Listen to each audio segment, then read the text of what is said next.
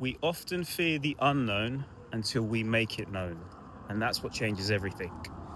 A client recently asked me, Pav, wasn't it terrifying to go from a steady career in product management to launching your own coaching practice and going full time with it? And yes, it was pretty scary, but I used this internal mental exercise to overcome that fear. Let me explain. You could call it worst case scenario acceptance. So I was hesitant to make this decision, and there were two key fears that were stopping me.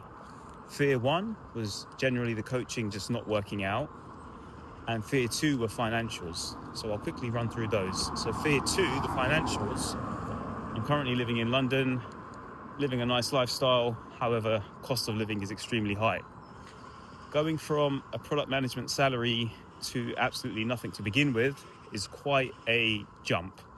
And for me, that was my biggest fear out of all of this. So rather than avoiding that, I had to face it full on. So I looked at the next 6 months of 2025, taking me to December. What happens if I earn absolutely nothing in the next 6 months and my rent and bills are still coming out? What do my finances look like? Looked at that number and I came to terms with it and thought, that's actually not too bad. I can live with that. So I kind of put the financial fear to one side and then looked at the fear of the coaching not working out. And that was elements such as, let's say I launch and don't get any traction.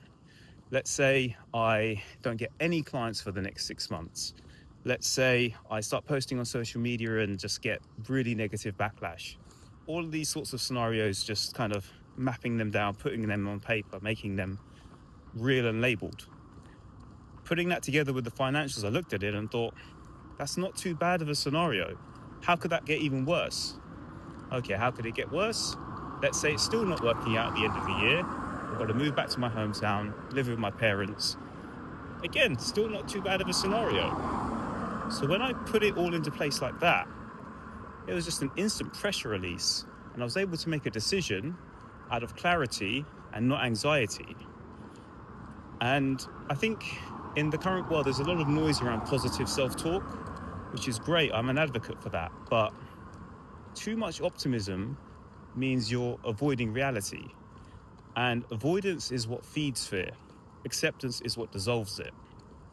So if you're perhaps at a pivot point in life, looking to make a decision, this worked for me. Maybe give it a go, maybe label it out, and accept what the potential worst case could be, even though you might not even get to that point.